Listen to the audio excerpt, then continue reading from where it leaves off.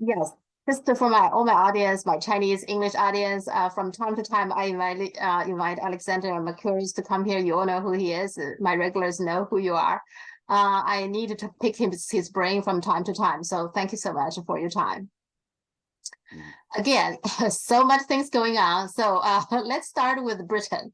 What is going on? So Sunak brought back David Cameron to replace James Cleverly, and he's replacing the Home Secretary. So what is going on, and what does all mean? So explain to us. Well, it looks like it means a lot, but probably, and in reality, it means very little. There is a government crisis in Britain, but this is part of the fact that overall, the current Conservative government is probably in the last year of its life. It is extremely unpopular. There's a widespread view that it has failed in pretty much everything it's tried to do. And that is a view, by the way, shared amongst Conservatives. The Prime Minister himself is without ideas about how to change the situation. The economy is weak and getting weaker. And we've discussed in previous programs that there is a lot of problems within the political class. Now, within the government, there was also a further problem in that it turned out that when the Prime Minister, the current Prime Minister, Rishi Sunak, became Prime Minister last year, if you remember, he succeeded Liz Truss, who was Prime Minister for only a very, very short time. Anyway, Sunak himself was not very popular with the Conservative Party membership. So his only chance, real chance of becoming Prime Minister was by getting himself elected by Conservative MPs. His rival, his likely rival, the previous Prime Minister, Boris Johnson, by contrast, being much more popular than himself amongst Conservative Party members. So he did all kinds of deals with all sorts of people to ensure that the MPs would all vote for him, which they did.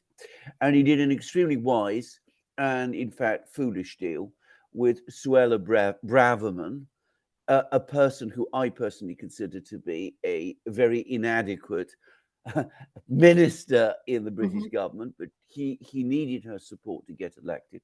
So apparently they came to a written agreement that he, as Prime Minister, he would do various things. Now, in the British system, it's important to understand that that is already not just unusual, it is unheard of. It is disastrous. I mean, a Prime Minister should never nail himself down into agreeing with a minister who is supposed to be his subordinate on a particular set of policies. Because if you do that, then you're not really the Prime Minister anymore. The other minister is entitled to think of him or herself more like your equal partner. And that is exactly what happened. So all kinds of tensions arose. They arose over immigration. They arose over the issue of Palestine, where Braverman is, off the scale pro-Israeli and wants to ban every protest that criticizes Israel. The relationship falls apart. It turns out that there were quarrels between the two. She was shouting at him. I mean, she actually sort of alludes to this fact in this letter. So eventually, of course, he had to sack her. And in order to try to make it look less important than it actually is, less damaging to himself than it actually is, he carried out a wider reshuffle and brought David Cameron back. And this has attracted some attention internationally because he was our former Prime Minister. But in reality, as I said, he's only going to be most likely Foreign Minister for about a year before the government falls. And it's unlikely that he's going to do very much in that time. Good for him, because, of course, he was an unsuccessful Prime Minister. He's found it difficult to get a job afterwards because he's perceived as an unsuccessful Prime Minister.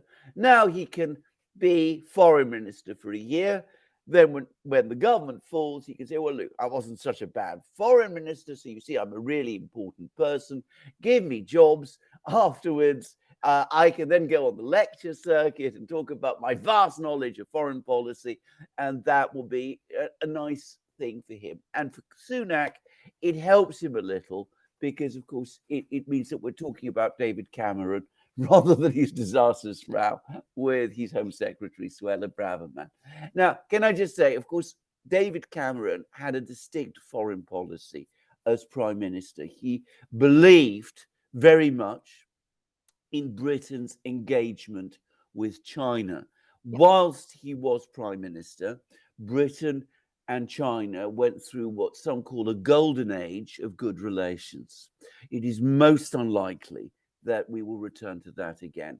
His first visit as Foreign Minister was not to China or the United States, it was to Kiev. And given what I said about him, that he really wants to sort of ensure a comfortable retirement for himself by getting, as I said, all kinds of nice jobs with consultancies and all of those kind of things. He's not going to go against the Western line at the moment, which remains, despite this meeting between Biden and Xi Jinping, which we're going to discuss, I'm sure, shortly in the program.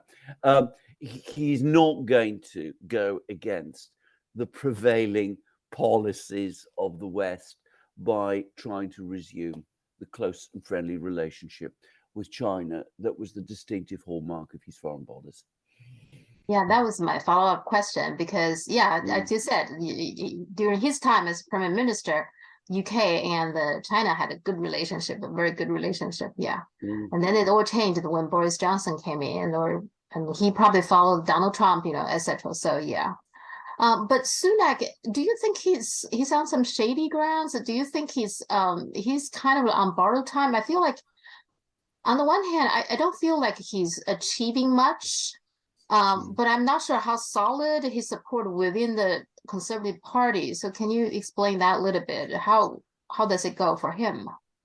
His support within the Conservative Party is very weak, actually. And you're quite correct. He's not achieving very much. And he doesn't have very many ideas. He presented himself to the British people and to the Conservative Party as an able and successful and competent technocrat.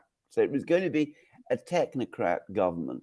Trouble with technocrats is that they're not policymakers as a general rule. Technocrats are people who execute the ideas of other people. So he comes in without very much of a set of policies, without very much, ideological policy making, weight behind him. And he comes across to Conservative Party members and to the country as a whole as a rather detached and remote figure. I don't think people actively dislike him. I mean, in the way people say actively dislike Boris Johnson. But a politician who's disliked, it's sometimes a sign that, they're active and they've got ideas, and some people won't like those ideas. With Sunak, everybody neither likes him very much nor dislikes him very much. And there's also a general perception that because he's immensely rich, he's worth about 500 million pounds. He's enormously rich through his wife, by the way, just to say. He's also, that also sort of removes him from any real understanding of the ordinary life of people. So in most circumstances, a Conservative Party that is, very far behind in the opinion polls, they would be looking to remove him. Okay. But there are reasons why this time they won't. Firstly, they've done that with their two previous leaders. They've removed Johnson and they've removed Truss. Doing it a third time is going to look extremely bad. Thirdly, there is very little time now before the election. So why remove a leader just before an election and have the new leader, whoever that is, carry the water for the election? If the election goes badly wrong, why would anybody want to become prime minister for a few months and then lose catastrophically in the election? And I think the other thing that is working against a clear, challenge to Sunak is that there isn't anybody within the Conservative Party who looks attractive. If Mhm. there'd been some really strong alternative personality, some, powerful person who people would say, well, if it was, if this person was to take over, the electoral dynamics would be transformed, and this person is brimming with ideas and charisma and personality, then, one can imagine that there would be a serious challenge. But this time, all you'd be doing, whoever took over from Sunak, would be probably someone rather like Sunak. So you'd Mhm. be changing one person like that for another. That is a problem, by the way, a general problem with British politics altogether. If you look at the leaders of both parties and their leadership teams, they're a very colourless, uninteresting group of people. There's nobody with strong ideas because the political system has been working very hard over the Mhm. last few years, as we've discussed in previous programs, to try to clear out everybody who had interesting and attractive and strong ideas. I mean, the political, what is politically acceptable has now narrowed to such a degree that all politicians in Britain now sound, and to a great extent even look, very much like each other. Yeah, yeah. Because that's my question too about the labor.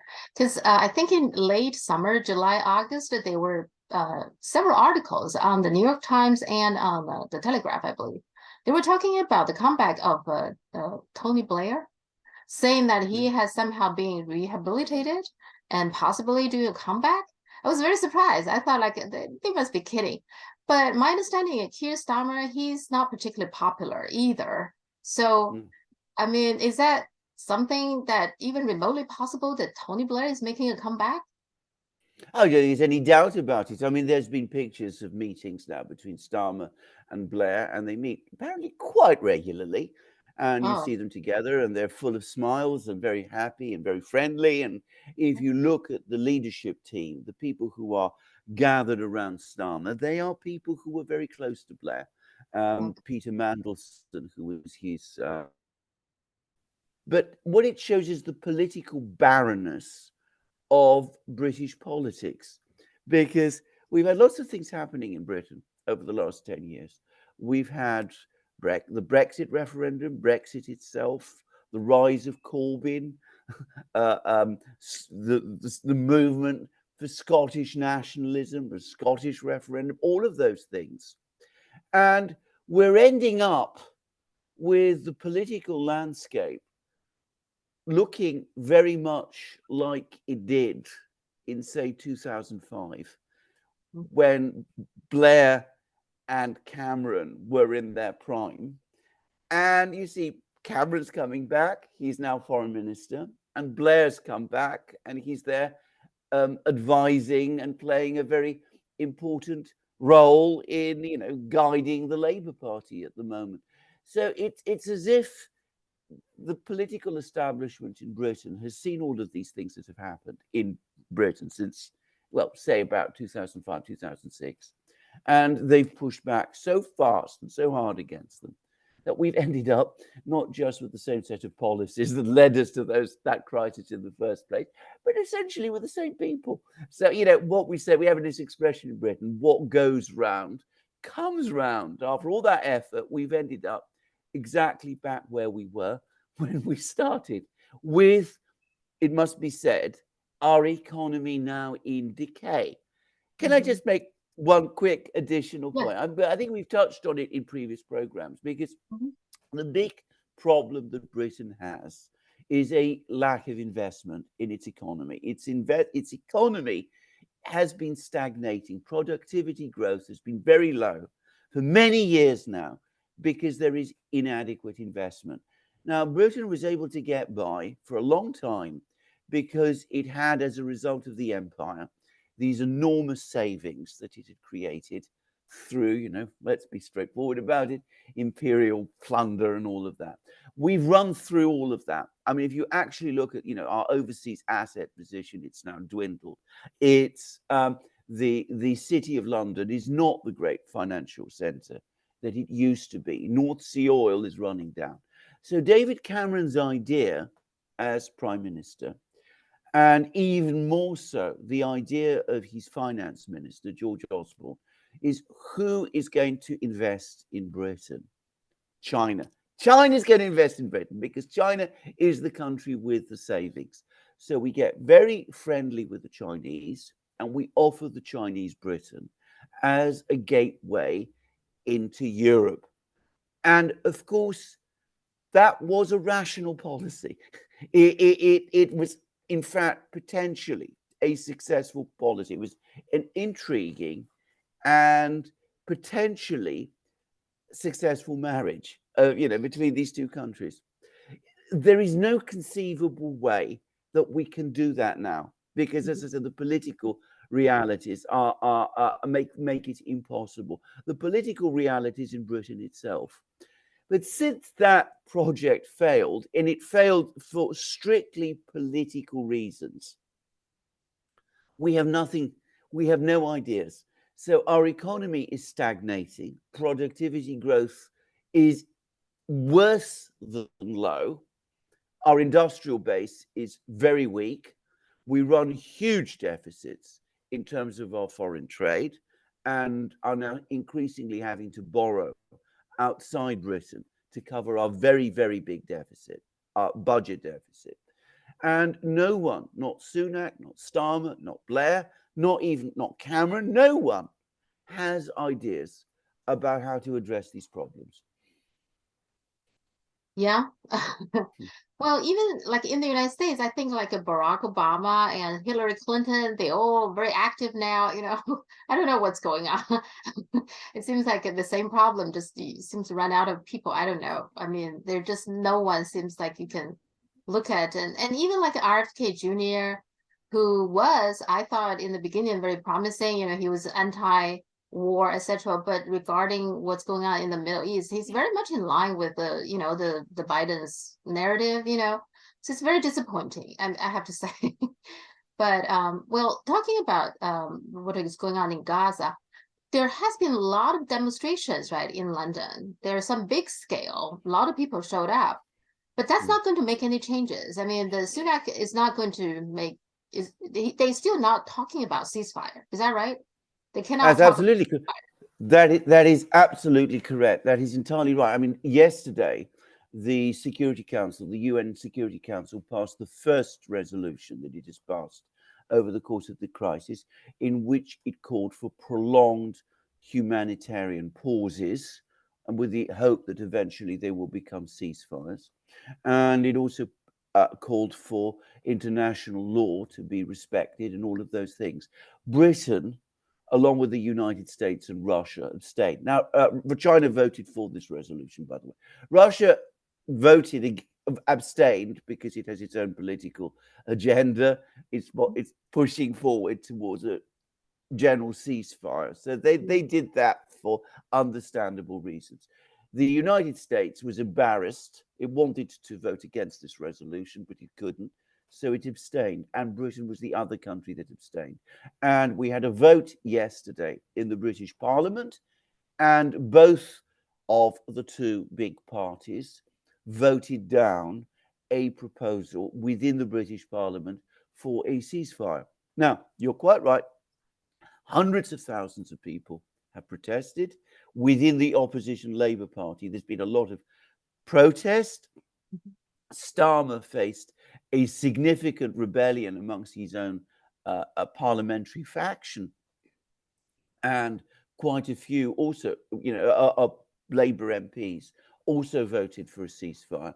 But the establishment overall has united against one. And I'm going to say something. The point about the fact that hundreds of thousands of people are protesting, it's not making the political class more willing to change its policies. The danger is that it's doing exactly the opposite. It's making them even more determined to oppose this idea of a humanitarian of a ceasefire, because they're worried that if they start going down the popular route of a ceasefire, you go to opinion polls, overwhelmingly British people support a ceasefire in Gaza. I think it's like, well into this sort of 80% sort of range. But you see, they're terrified. If they start going down that road, then of course they're opening up again the political system. They risk opening up the political system. They risk having people who do exist on the left and the right, younger people, people with ideas that the establishment doesn't like, coming back into politics, when the whole story in Britain over the last 10 years is to force them out. So the reason why we have the same people as before is because the British establishment doesn't want people in with new ideas. It's the same, by the way, exactly the same in the United States. So people with ideas, people who might support ceasefires, people who might have other ideas about how the British economy ought to be taken forward and British society ought to be taken forward, are frozen out. And that's why nothing is going to change. In Greek, we have an expression called stasis. Stasis is when you reach a complete stop. And that's where Britain currently is. We are at a point of complete stop. Yeah, I mean, it's pretty extraordinary because there's big demonstrations in the US too, in DC and everywhere. They pop up and people are giving speech, and then there are protesters, one after another with their hands, blood, color, red color on them. Very dramatic things, but doesn't seem like it make any difference, that they continue. I think just recently, I don't know if you saw it, Justin Trudeau was saying, see, he can't even spell out ceasefire. He has to. I mean, it's such incredible. They can't even say that word. I find that pretty extraordinary. Well, indeed, and it has been picked up. I mean, I actually read an article. Actually, it was in the Chinese media, by the way. And China, by the way, has just quickly say they've conducted a very sophisticated policy about this crisis in the Middle East, which no doubt we will discuss. But I think it was in the Chinese media. I think it was in Global Times. And they said, what is so difficult about saying the word ceasefire? Why are you so unwilling to talk about that word, to mention that word? But in the United States, in Britain, in Canada as well, and in other places, the word ceasefire is almost taboo, because of course if you start talking about ceasefire, then your worry is, of course, the dynamic of situation in the Middle East starts to change, and you see other countries there like China start taking the initiative, and you see other people in Britain and the United States start taking the political initiative there as well. People like, conceivably, Vivek Ramaswamy, whom I, by the way, had a meeting with, people of that nature, start to emerge. I don't know that he's got many ideas about this crisis, but at least he seems more open to ideas. People like even Elon Musk. So people outside the political system. Now, because the United States is a much bigger country than Britain, obviously, because the United States has a written constitution, which is difficult to completely ignore. There is more nuance, more openness, more debate within the political system than there is in Britain. It's more difficult to control every single element and part and point in it. So you do get some people who come forward and talk about these things. But again, as you absolutely correctly say, it's very difficult, even there, for anybody in the political class to break through and start articulating these ideas. And at the moment, they've been pretty successful in freezing people with real fresh ideas out. Yeah.